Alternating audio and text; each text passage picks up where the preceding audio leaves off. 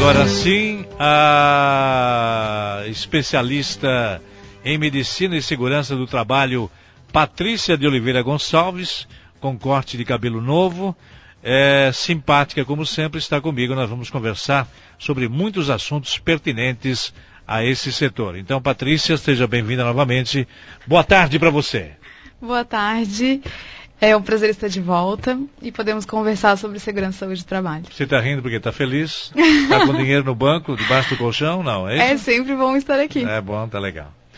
Então, agora a segurança, né? Medicina e segurança do trabalho. Dá para fazer aí um balanço de como é que foi as atividades de vocês ao longo desse 2013? Foi positivo? Ficou algo no ar? Ficou aquém daquilo que vocês esperavam? Como é que foi esse ano? Bom, consideramos que o assunto tem evoluído positivamente, principalmente porque há uma severa atuação do Ministério Público do Trabalho em Blumenau, em conjunto com o Sereste. Então, isso faz com que algumas ações sejam feitas de forma mais contundente. Isso. E tem trazido um certo progresso aqui para a região nesse sentido. Pois é, mas o que de novo aconteceu assim que mereça registro e que você pode ressaltar nesse momento? Bom, a gente vê principalmente a ação do Ministério Público do Trabalho em relação a acidentes. Então, eles estão, digamos, pegando mais pesado com as empresas no sentido de serem menos pacientes, de darem menos prazos. Estão pegando no pé mesmo? Sim. E isso vem a beneficiar a coletividade dos trabalhadores, uma vez que se atua mais fortemente na prevenção. Que é esse o objetivo da segurança e saúde do trabalho, certo. Atuar na prevenção. Mas particularmente você que tem a empresa desse ramo, desse setor, sentiu uma evolução assim nesses últimos 2, 3 anos? Sim, nós vivemos, na verdade, ficou um pouquinho de dúvida aí na coisa. Eu não gosto de ser muito pessimista, mas nós vivemos continuamente de dar um passo e às vezes voltar 2 passos e assim por diante. Sim. Então, em alguns ramos de atividade, em algumas empresas que têm um número maior de trabalhadores, a ação do Ministério Público é mais contundente. Nas pequenas e médias empresas, essa ação não chega com toda a força. É mesmo? Porque sempre o Ministério do Trabalho, o Ministério Público, o próprio Sereste, eles tentam fazer as ações de tal forma que eles peguem o maior número de trabalhadores. Ou seja, eles vão sempre nas maiores empresas. Então fica. Mas isso não quer dizer que a pequena ou a média empresa não possa também. Exatamente, ela pode agir proativamente antes da fiscalização chegar. É isso aí. Mas, infelizmente, a maior realidade é que apenas após a ação da fiscalização é que se há uma ação efetiva na prevenção. E para a tua empresa, particularmente, foi um bom ano ou não? Foi um bom ano no sentido que nós conseguimos atingir melhor os nossos clientes. Nós tivemos diversas ações ao longo do ano. Nós temos uma ação que se chama Ciclo de Palestras e que a gente leva palestras gratuitas aos nossos clientes e também não clientes, é aberta, uma vez por mês, conosco e com nossos parceiros. Então, a gente leva diversos assuntos de forma gratuita aos nossos clientes para chamá-los de fato a atenção nesse sentido da prevenção, porque sempre esperar para agir é mais caro. Pois é, agora... Pois não. Não, eles têm aceitado isso, assim, pacificamente, numa boa, ou ainda existe uma certa relutância, uma certa resistência?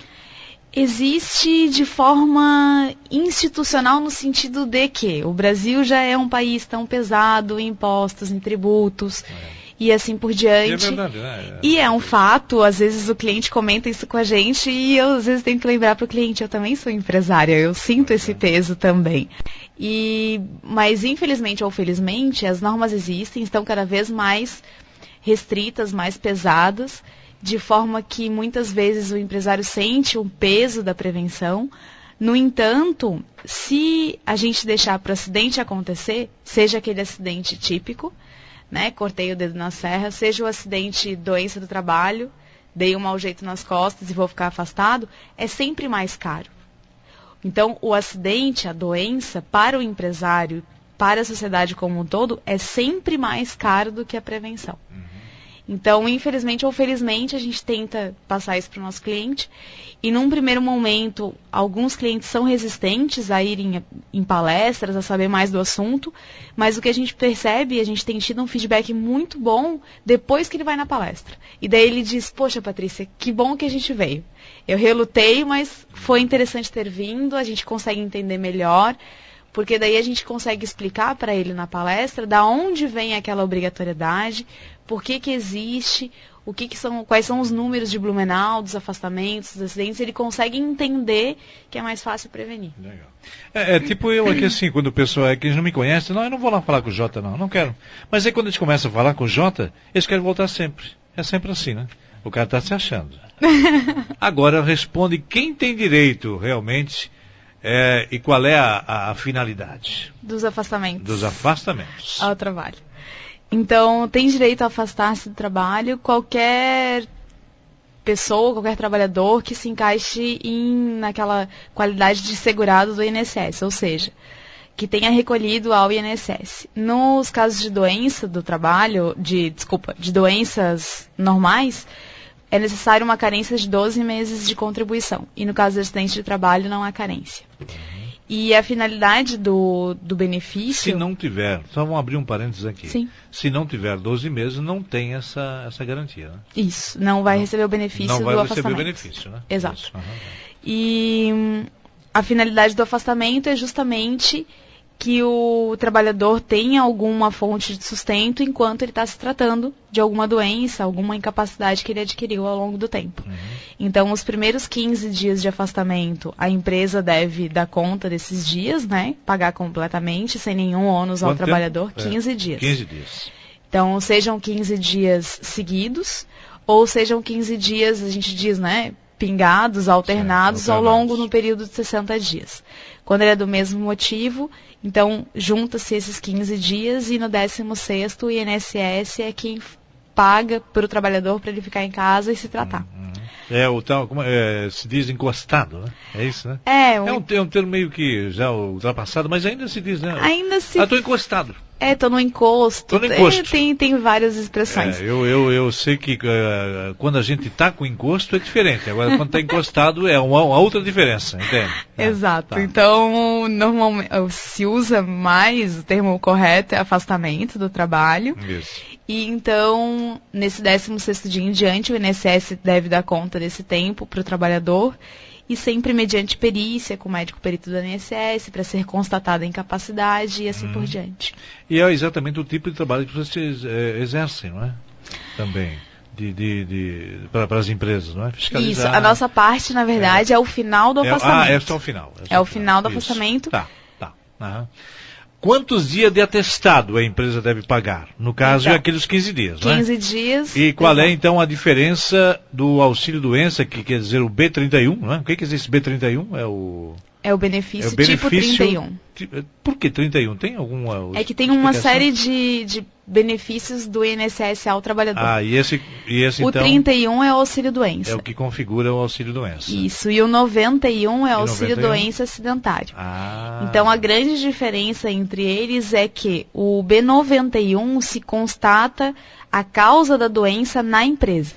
Então, a empresa foi responsável pelo desenvolvimento daquela doença no trabalhador. Isso sendo caracterizado, o empregador é obrigado a recolher o FGTS durante o afastamento e após o retorno ao trabalho, o trabalhador tem direito a 12 meses de estabilidade na empresa. É o que você falou anteriormente, né? Bom, e como é que é o retorno ao trabalho então, né? Então, imediatamente após o primeiro dia do retorno ao trabalho, então, por exemplo, o benefício do INSS foi concedido ao trabalhador até o dia 16 de agosto. Uma suposição. No primeiro dia seguinte ao afastamento, então no dia 17, o trabalhador tem que fazer o exame de retorno ao trabalho, junto ao médico do trabalho da empresa, para que o médico do trabalho, de fato, avalize esse retorno e possa orientar o trabalhador e a empresa como receber esse trabalhador. Mas nesse processo, a empresa tem que fazer algum acompanhamento, não? A gente sempre orienta que é interessante que a empresa acompanhe os seus afastamentos junto ao site do INSS.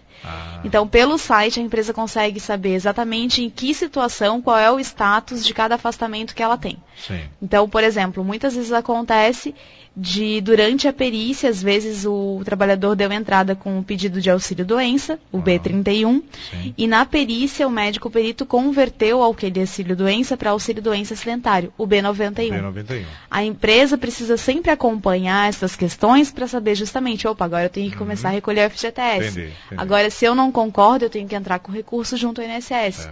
E assim por diante. Então, também dá para fazer o acompanhamento via telefone, mas é um acompanhamento mais difícil. Pelo site é mais automático, mais fácil. E mais prático também, não é? Ivanir, do bairro Fidelis, está conosco. Ivanir, boa tarde. Boa tarde. Eu gostaria de fazer uma pergunta. Pois não. É que meu filho se acidentou no emprego, né? Aí ele ficou 15 dias afastado e quando ele voltou, ele foi para a rua. Isso procede ou ele tem direito de 1 ano de estabilidade? E aí, Patrícia?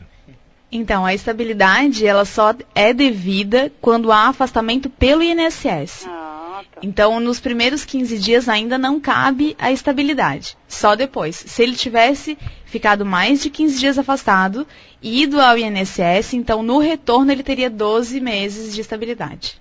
Tá bom. Então, muito obrigada. De nada. Tchau. E esses casos acontecem muito, né, Patrícia? Acontece. Quando chega do trabalho, chega do encosto, aí o bicho pega. Não, agora você está sumariamente demitido. Não é? Do afastamento, se for o B91, não acontece. Não, do B91 não, né? Não. Só se for o 31. Do B31 a pessoa pode ser demitida. Pode ser demitida. Não é? Mesmo aquele que tem garantias, como é que se diz, no serviço, a estabilidade? Se ele for quais são as 3 maiores fontes de estabilidade, né? É se a pessoa é cipeira, eleita pelos trabalhadores. Sim. Então ela tem aquele ano durante o período de exercício da CIPA, de afastamento, e mais o ano seguinte. Então ela tem 2 anos de estabilidade. Outra estabilidade advém do B91, então se ela ficou afastada, quando ela volta ela tem 1 ano de estabilidade. E a estabilidade também pode ser quando ela é eleita para a direção do Sindicato dos Trabalhadores. Então são esses 3 casos mais típicos de estabilidade. Se ela tiver estabilidade, ela não pode ser demitida. Aí não pode. A não ser, e nenhuma claro, das hipóteses, nem do 31, nem do 91. Isso, a não ser, claro, né, em casos de causa grave e assim por diante. Mas daí são assuntos bem específicos. Bom, como é que você explicaria a situação de quando a pessoa vai para, não sei se é a tua área também, mas eu penso que faz parte disso aqui, sim. Aqui diz recursos ao INSS. Aí eu me lembrei de quando a pessoa vai lá, olha, eu já completei aí os anos todos de serviço para me aposentar. Isso me dá a direito, a garantia de me aposentar. E esse processo às vezes é moroso, demora 2, 3, 4, 5 anos às vezes. Sim. Não é? O que fazer, né, nessa situação, Patrícia? Você que pela tua experiência, pelo teu conhecimento, como é que a pessoa deve proceder? Isso é uma questão mais previdenciária, não tanto de segurança e saúde do trabalho. Não tem nada a ver. Mas esses trâmites são de fato morosos, né? Então não deveria. A pessoa trabalha tantos anos, e a hora que quer se aposentar tem que esperar um monte. A burocracia é algo típico do nosso país em qualquer área. Como diz um amigo meu, a burocracia no Brasil virou burocracia. Está intrínseca em todos os processos né? É verdade. Então, infelizmente, de fato, para algumas atividades demora bastante para a pessoa conseguir se aposentar. Até porque tem alguns casos que interferem na nossa área, que é, por exemplo, nos casos de aposentadoria especial. Em que o INSS pede aos trabalhadores um documento chamado PPP, Perfil Profissiográfico Previdenciário. Esse documento resume o histórico do trabalhador na empresa e serve justamente para o INSS saber se ao longo do histórico profissional daquele trabalhador ele esteve exposto a condições de trabalho insalubres, que dariam a ele condições de aposentar-se com 15, 20 ou 25 anos de trabalho. Mas são 88 atividades bastante restritas. São 88? Isso, então não como insalubre? E não como insalubre, mas como direito à atividade, à aposentadoria especial. Nem todo mundo que recebe a insalubridade ao longo da sua vida tem direito à aposentadoria especial. No entanto, o contrário é verdadeiro. Normalmente, todo mundo que tem direito à atividade especial, um dia recebeu insalubridade na sua vida. Então, por isso que o INSS pede o PVP, para, de fato, resolver essa questão e conseguir determinar se aquele trabalhador tem direito a 15, 20 ou 25 anos. Por isso que, como uma boa prática, as empresas e os sindicatos já estão dando o PVP na demissão, na rescisão. Porque senão daqui 10, 15 anos, quando o trabalhador for pedir aposentadoria, quando ele vai voltar atrás da empresa, às vezes a empresa fechou, faliu, mudou de dono e ele não consegue ter acesso a esse documento. Então, já há algum tempo, as empresas têm tido essa discernimento, essa boa prática de dar o PVP já na rescisão, para que o trabalhador não tenha tanta dificuldade de procurar esses documentos no momento da aposentadoria. Você aconselharia sempre a contratar um advogado para isso ou não? Sempre. Porque quando a pessoa faz sozinho isso particular, parece que um trabalho, uma dificuldade incrível, né? É porque as normas são bastante complicadas. E tudo que rege, por exemplo, os benefícios previdenciários estão em duas normas principais, na Lei 8.213, de 91, e na Instrução Normativa 45, de 2010.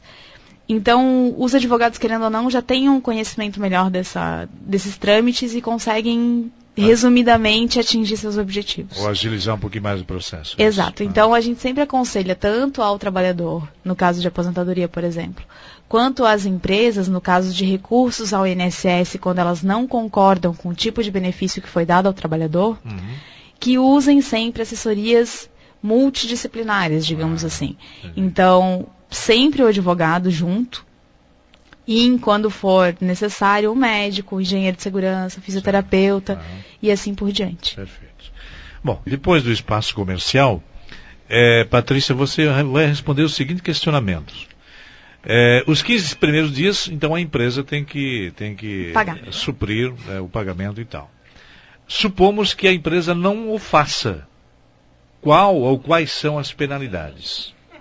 Patrícia de Oliveira Gonçalves, especialista em medicina de segurança do trabalho, falando sobre problemas relacionados a essa área, principalmente aqui na cidade de Blumenau. Você quer voltar a dois temas que você acha relevantes, né? Isso. Seria então o primeiro, quanto ao atestado, isso? O primeiro é a importância do retorno ao trabalho. Do retorno ao trabalho. Então vamos começar por esse então. Que, como nós conversamos antes, deve ser feito no primeiro dia, logo após o término do afastamento. Então, o trabalhador deve passar com o médico do trabalho para fazer o retorno ao trabalho com a finalidade de o médico rever se realmente ele está apto a retornar ao trabalho. Sim. E, de fato, dar-lhe orientações de como novamente executar sua atividade. Porque muitas vezes o trabalhador retorna ao trabalho com alguma incapacidade ou alguma redução de capacidade. Isso é fato também, né? Então, o trabalhador deve ser muito bem orientado pelo médico do trabalho da empresa nesse sentido, para que seu retorno seja tranquilo. Sim. E também o retorno ao trabalho serve para que, dependendo das condições em que o trabalhador está, a empresa receba orientações de como receber esse trabalhador. Perfeito. Que nem sempre está naquelas condições iniciais de quando ele foi ao retorno ao trabalho. Entendi. Então, isso é muito importante que aconteça e seja, de fato, bastante zeloso essa atividade. Vamos para os dois últimos assuntos finais desse espaço. Primeiro aquela pergunta. Não, esqueci, não esqueci, eu estou ligado, estou antenado e eu perguntei para você, Patrícia, e as empresas que não pagam ou deixam de pagar os 15 primeiros dias que é de sua responsabilidade, como é que fica? Olha, Jota, serei sincera que eu não tenho visto essa situação. Você não tem visto? Não temos visto. Elas pagam mesmo, então? Não pode ser, porque também nossos clientes são muito bem orientados e já estão bastante calejados com essa situação, mas em princípio, ali no nosso universo, nós não temos visto essa situação da empresa não pagar. Certo. Até porque tem algumas empresas que nos perguntam, eu posso contestar o atestado? Não pode, né? Então, normalmente, apenas depois de um acordo sindical coletivo, é que a empresa, entendo o médico 24 horas na própria empresa, ela pode dizer ao trabalhador, não vamos aceitar atestados de fora. Mas tem uma série de condições que ela deve seguir primeiro, antes que isso aconteça. Então, isso são situações muito restritas e muito excepcionais. Na sua maioria, inclusive empresas grandes, não podem contestar atestados vindos de outros médicos que não sejam os seus. Então, porque o trabalhador, em princípio, tem um livre direito de, em sentindo-se mal, ir ao pronto-socorro, ir ao postinho de saúde e pegar atestado para aqueles dias. Então, não temos tido estes fatos da empresa não pagar o atestado. Aí o assunto seguinte era exatamente esse, se a empresa ela pode contestar ou então pode recuar, né, desse auxílio do doença acidentária, o B91. Ela tem essa condição ou não? Tem, mas são duas coisas separadas. Distintas? Tá, não tem nada a ver. Tá. No primeiro momento, no atestado em si, a empresa não poderia recusar o atestado. Não pode. Por força de lei. Isso. Por essas situações que a gente comentou agora. Certo. A menos que ela tenha médico 24 horas e que se faça acordo coletivo e assim por diante. Então, são situações bastante excepcionais. Ela poderia recusar quando há, por exemplo, uma rasura muito evidente no atestado, em que se vê, a grosso modo, que o atestado é falsificado. Grotesco, uma falsificação assim. Isso acontece, falsificações acontecem. Né? Acontece, né? E, enfim, é motivo para justa causa e assim por diante. Mas, de uma forma geral, a empresa deve aceitar o atestado.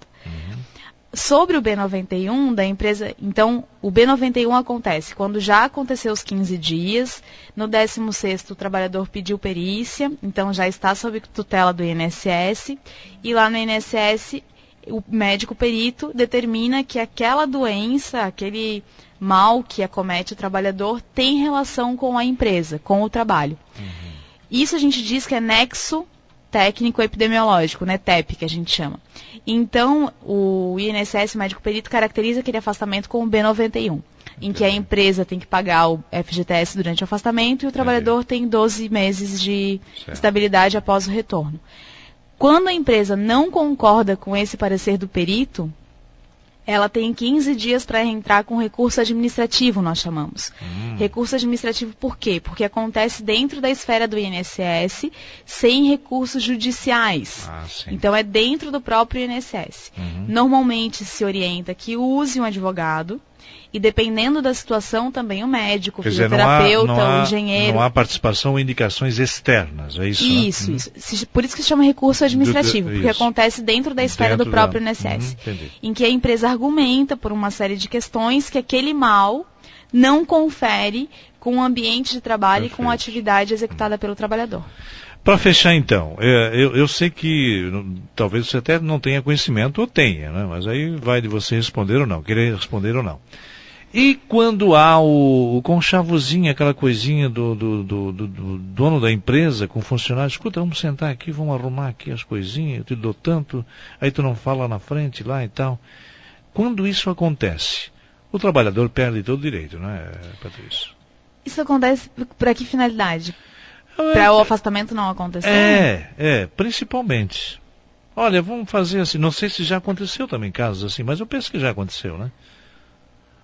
Pode ser que já tenha acontecido. Ou então, eu vou dar mais um exemplo. Olha, eu já estou apto para voltar, Joãozinho, mas me deixa mais uns diazinhos aí e tal, depois a gente está certo e tal. Então, atualmente, eu acredito... Entendeu o que eu quis falar? Entendo. Sim. Atualmente, eu acredito que seja bastante difícil isso acontecer. Porque o trabalhador está muito bem informado sobre os seus direitos. E para o empregador, o afastamento é muito ruim. Sim. Então, o trabalhador entende que o afastamento é um direito dele. Sim. E que, de fato, quando ele está incapaz, ele precisa disso. Ele realmente não consegue executar suas atividades. E o empregador sabe que o afastamento é muito ruim para a empresa, por uma série de motivos. Por exemplo, ele tem que treinar outra pessoa para executar aquela atividade. Tem que, por exemplo, às vezes... ter que fazer hora extra para eu citei esse exemplo, Patrícia, quando o funcionário é essencial naquele tipo de trabalho, que a empresa ou o empresário precisa do cara, precisa da pessoa, né? Mas hoje o que a gente observa é que o trabalhador está muito bem informado, sabe dos seus direitos e dificilmente cede por qualquer motivo ou pressão. Legal, muito bom. Né? Até porque existe essa movimentação em prol do trabalhador e da saúde dele e assim por diante. Claro. Muito bem. 15h56, Patrícia, cadê sua mensagem então de final de ano, de Natal, aos seus colaboradores, clientes, amigos. Esse é o momento aí, né? Talvez algum deles esteja nos ouvindo. Sim, e aí, com a sua voz melodiosa, você pode conquistá-lo ainda mais. Então, a MPL Samed está à disposição de todos, clientes e não clientes. Nós temos diversas iniciativas para esse público, e inclusive no nosso site, diversas notícias, cursos e atualizações sobre a legislação para que o empresário possa gerir de melhor forma o seu negócio, sempre com foco na prevenção e em boas práticas de segurança e saúde do trabalho, que a gente verifica que esse investimento, de fato, é um investimento e não um custo, então vai preveni-lo de diversos gastos no futuro. A nossa equipe é altamente capacitada e bem orientada para atender da melhor forma o nosso cliente. Inclusive, a pauta de hoje foi uma sugestão de uma pessoa da nossa equipe, a Grace Caresia. Muito obrigada, Grace. Ela está ouvindo, essa está ouvindo. Está ouvindo, Grace, grudada aquele na abraço rádio. para você, um Feliz Natal, Grace. E toda a nossa equipe é bastante dedicada em trazer sempre o melhor para o nosso cliente. Qual é o endereço de vocês, o telefone? O telefone é 3326-4535. Nós estamos na Rua 15, número 693, sala 101 e 201. E o nosso site é www.mplsanmed.com.br. Estamos em diversas mídias sociais da melhor forma possível para o cliente. É preciso, não é, Patrícia? Gostei de conversar contigo, Patrícia. Prazer conversar com você. Você sempre está convidada a voltar para nos prestar mais informações. E eu desejo para você 3 coisas. 3 coisas, Patrícia. Eu desejo, Patrick para Patrícia. Desejo para você saúde, sucesso e muito amor na sua vida em 2014. Tá bom assim? Obrigada, Jota. O mesmo para todos. Para toda a equipe da rádio, que sempre nos trata muito bem. E prevenção sempre em 2014. Beleza.